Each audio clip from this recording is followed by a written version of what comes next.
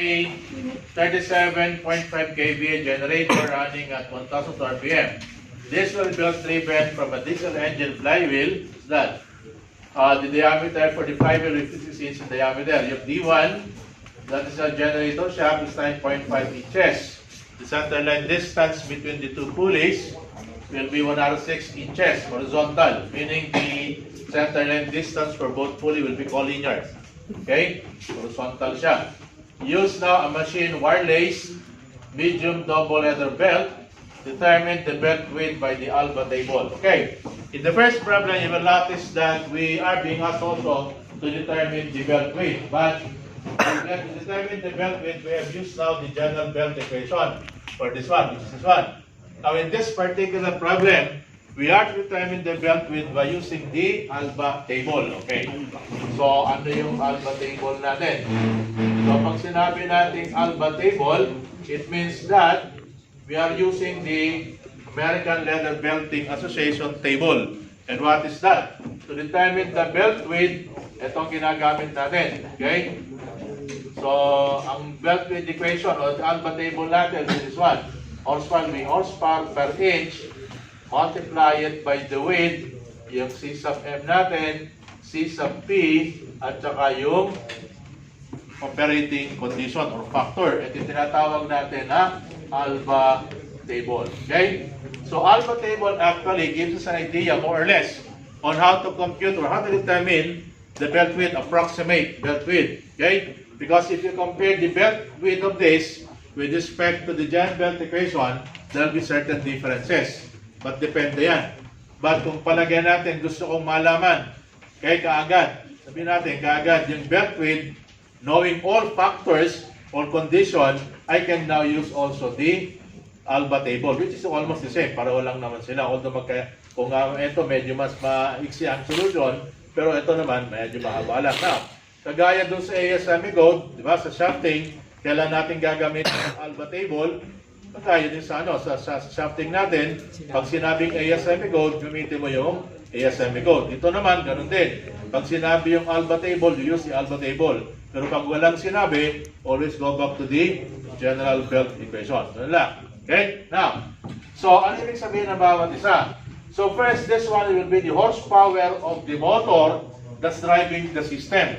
Okay? In our case, ang HP natin is equivalent na to 37.5 kVA. But this will be given in terms of horsepower.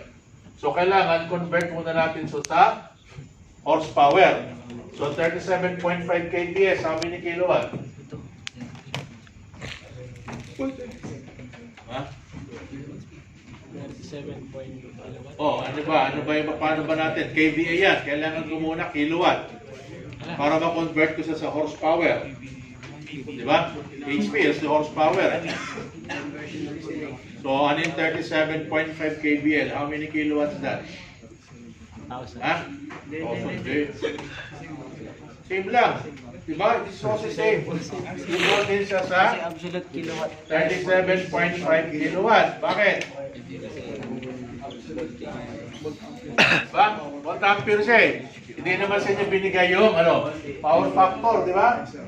So, pag walang power factor, it means the power factor is what? Unity or 1. Diba? Kasi, di ba, sa power factor, binabagay yung PF, yung power factor niya, yung angle niya.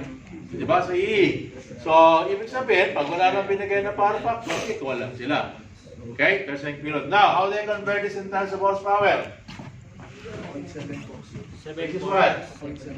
Mas mas malaki, multiply, divide. Divide by 0.746 kilowatt per horsepower. Diba? Mas malaki siya eh. Which is what? Ano value? 50.20. Jalan? 50.27. 50? 51? 50 lang. Okay? 127. Ano na lang natin? 50 na lang. Horsepower. Okay? So, alam ko na to. Okay, now, punta tayo dun sa horsepower per inch. Okay? Doon sa horsepower per inch, it means that if this is the belt, kung puputol-putulin ko yung per inch, how much horsepower is being generated by that? Okay, by that 1 inch of a belt. Okay, now, but how do you determine this one? you use now table 17.1 of your textbook sa libro. Okay, table 17.1. That's why it's better for you to have the textbook. Kasi nakikita natin lahat kung anong gagawin. Okay, now, so mayroon imagine kasi yan. Alright, now, so if you go to table 17.1 of your textbook, you can determine the horsepower per inch. How do you determine that? Okay, Canivaro. Okay, table 17.1. Ito, table 87 yan. Doon sa libro ng belt. Doon pa rin siya. Okay, so table 17.1 is this one. Yun. This is table 17.1. Alright. So how do you determine this one? Ang horsepower per inch can be determined from this. Ito siya. Okay? But you need, in order for to determine the horsepower per inch, you need to determine the belt speed as well as the type of drive, the thickness of the belt, at saka kung anong klaseng service. Sabi niya. Okay? A medium double leather belt. Yung medium represents the type of service. Pwede siyang light, pwede siyang medium, pwede siyang heavy. Okay, so light, heavy, and medium represents now the type of service or the type of loading on the belt. Okay? Double represents now what? The number of ply. The thickness. Pwedeng single, double, triple ply. Kaya pag nakita natin medium double leather belt, hahanapin mo siya rito. Ito, single ply, double ply, triple ply. So double. Ibig sabihin, ito siya. Double ply and medium. Kasi medium, light, medium, heavy. So, double ply, medium, eto ngayon siya. But, ano rito?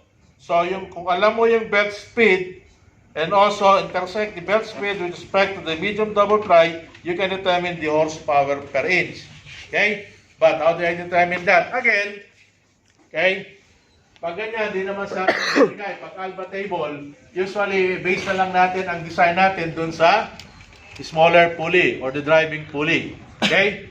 So, pag walang binigay naman dito na coefficient or something like that, okay, kunin na lang natin siya sa, okay, pwede natin isum kagad yan. The basis of design, okay, is on the small pulley. Usually, pag table naman. Okay? Actually, pagdating sa sa flat belt, the more common is to take it on the small pulley. At dapat depende na lang yan kung magkaiba ng coefficient of friction. Okay? So, assuming this one.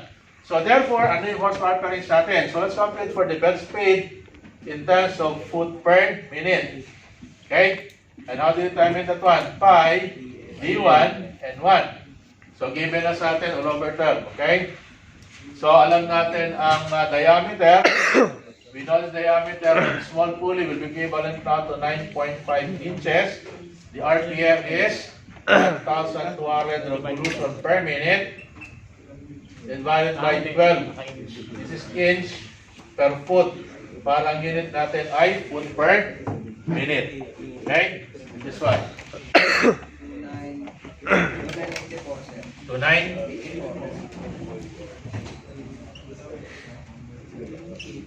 foot per minute. Okay? Alright. So, alam ko na to. So, if we go to table 17.1, okay, table 17.1, hanapin nyo ngayon dito yung 122894. Hanapin nyo rito yung 2894. Now, kung sakasakaling wala yung 2894, meron dyan 2800 o 3000. Okay, you can interpolate between. Diba? Pwede naman makarunong interpolate. Dito lang sa power nyo, sa thermo, meron interpolate kayo, di ba? Isa nga, triple interpolation pa. Ito, single lang. Okay, alright. Alright na lang. So, 28 number, kunin lang natin. Or the next higher number. Okay, so 2984, pwede na siguro 3,000. Okay, anyway, we can just say, okay. So, 3,000, intersect it with what? The medium double ply leather belt. So, medium, okay, 3,000, more or less, nasa 8.7. Okay? So, makikita natin sa table 17.1, ang horsepower per inch, tandaan nyo is equivalent na to 8.7. That's the value. Okay? So, you can, kung gusto mo eksakto, interpolate. Okay? Kasi 2800, 3,000 in between. Okay? Kunin lang natin yon. Okay? Now, so 8.7. So, alam ko na to. Okay? Yung B is equivalent na to the width of the belt. Okay? That's a no. CM is the motor size.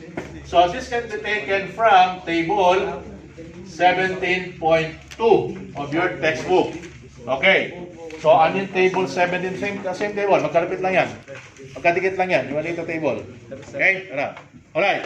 So table 17.2 is this one. These are now what we term as the table experience factor. CM is the type of drive. Ano type ng drive natin? Diesel engine. Ang nagtapatakbo ng sistema, diesel engine. So hahanapin mo siya rito. Okay? Nakalagay dyan. Any except electric motor. That's 1. CM is 1. Squirrel cage, compensator starting, 0.67. Square cage, line starting, and so on. So kung wala siya rito, nakalagay naman doon, any except start electric motor. So therefore, ang CM natin ay 1. Diba? Kasi wala naman. Di naman pwedeng electric motor siya. Pero pag binigay niya sa electric motor, ito siya. Makikita natin. So we can assume that your CM is equal to 1. Now, what is C sub P? C sub P now is the pulley size. Ito naman yung pulley size natin. Kasi ito yung motor. Now, ang pulley size natin is what?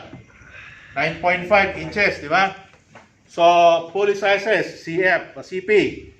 So, 4 or less, okay, tuloy-tuloy yan. So, kung 9.5 siya, between 9 to 12. Kung alba table. Okay, 9 to 12, meron tayong 0.7. Okay, nakalagay ay 0.7. So, pulley size natin, 9.5 inches for CP is 0.7. Okay, now, ano yung CF? CF is what we term as the operating condition or experience factor. Ito na yung operating conditions natin. Okay, now, so ano yung CF? Pag sinabi natin CF, you go back to the problem.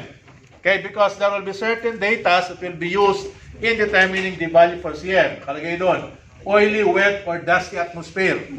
Okay, meron ba siya? Okay, walang sinabi. Pero 0.74 yun, kung sakasan sinabi niya. Vertical drive, diretso lang. Jerky load, and so on, shock and reversing load. Okay, kung meron tayo dito na specify, yun ang kukunin nyo. Pwedeng gamitin lahat din yan. Okay, pwede yan. Now, since sinabi niya, wala naman. Horizontal lang siya.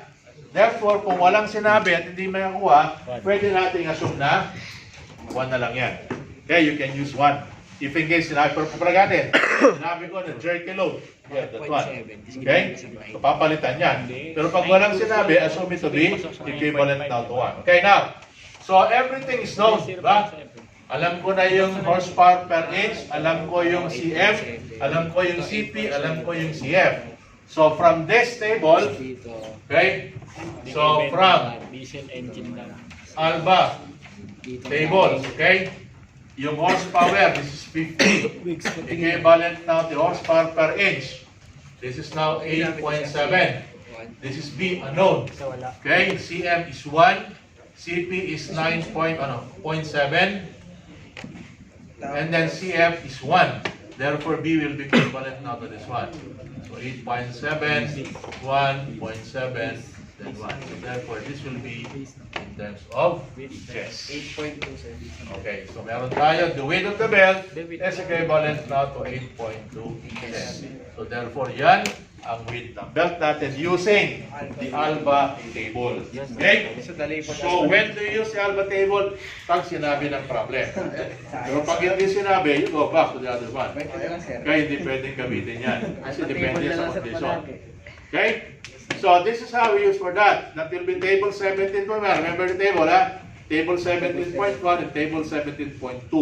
Dalawa yan. So you'll notice that from now on, you will be more or less referring always to the textbook. Because these are the standard that we are using. Okay, we are now applying the system to itself, the standard system.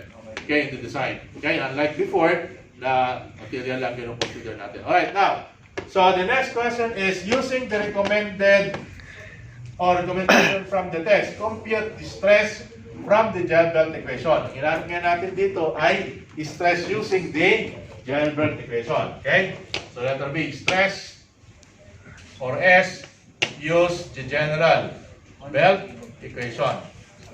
Okay, so F1 minus F equivalent to the width and thickness, stress minus rho, PS squared all over G, okay, EF theta minus 1, all over EF theta. Okay na. So, dito sa problem na to, sa equation natin yan, ang hinahanap natin stress. So, yung width na na-compute nyo rito, pwede nang gamitin dito. Now, what about the thickness? Hindi binigay. But again, since you know this, okay, medium double leather belt, you go now to table 17.1, okay, you can determine the thickness of the belt. Okay, paano yun? So, if you go to table, ano hanapin natin? Diba, sinabi niya, you use a medium double ply leather belt. So again, double ply, medium. So standard na yung thickness niya. Meron siya nakalagay dun. Okay, which is what? Yung thickness yun, medium double ply. 20 over, diba? 20 over 64. Okay, so for this one, 20 over 64 inches. Yan ang standard thickness na ng belt as taken from this one. Kaya niya binibigay ito. Okay? Kasi yung thickness ng belt, hindi na natin kailangan compute yan, hindi natin dinidesign. It's already standard. Except, perhaps, sa una kanina. Diba, binigay niya. Pero pag walang binigay, you can use the table for that in determining the thickness of the belt. Okay? So you have now this one. Alright, now, I have this. I have this one. This one, I can determine. Alam ko yung power, alam ko yung RPM. I can determine this one. This is the same. Alright, now, ito ang hinahanap natin. Pero take note that itong stress na to, okay, you'll be what? Multiply pa natin siya ng, ano? N. Bakit ba kailangan? Kasi, binigay, machine wireless. And saan natin nahanapin yung N ng machine wireless? Okay, nasa libro niyan. So, this one is machine wireless. So, ang N, you take it from the textbook. Nasa libro din natin yan. So if you got the textbook, you can determine the value for that. So natin hahanapin yan. Okay, meron tayong table na meron tayo. Wala sa table yan, ha? Nasa text mismo yan. If you go to... Walang table. Sa table yan, ha?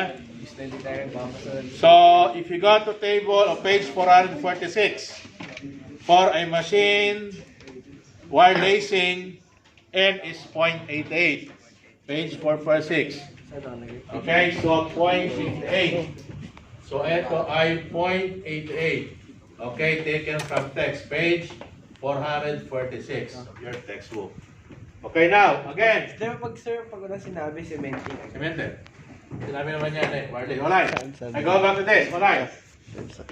Take note that ang unit ng equation natin ito can be used for both the SI unit and the English unit. Okay? So, ang problem natin nasa SI, nasa English. So, comparing with this one, ito yung pinaka-equation natin, di ba? Now, take note ha, pag nasa English unit ka, this one will be multiplied by 12. Kasi yung... Ano yung 12 natin? 12 inch per foot. Okay? Lalagyan niya ng 12 yan. Kasi ano nangyari? Kasi ito in terms of pounds, di ba? Yung width natin in terms of inches, ito in terms of inches, ito pounds per inch squared. Ito ay ano? Ang density natin ay pounds per cubic inches. Ang DS natin ay what? Foot per second squared. Diba? Ang G natin is what? Foot per second squared. So, kailangan matanggal yung isang feet yan. Kasi, ito, pounds per inch. Dapat ito, pounds per inch squared din. Kaya, 12 inch per foot, lalagyan nyo ng 12. Pero pag nasa SI, wala yan. So, ipit natin. So, theta and everything else. Okay? So, you solve for this one using now the geometric equation, determining the stress of the belt. Go back to that. Okay? So, again, if you go in the next meeting that you'll be having, again, bring your textbook so that you can determine yung data na kailangan. Nasa libro kasi lahat eh. Wala naman tayo sa problem na binibigay. Okay? So, what I want you to do is to continue with this problem and compute for the stress. Tignan yung unit ha. Tignan yung unit kasi kailangan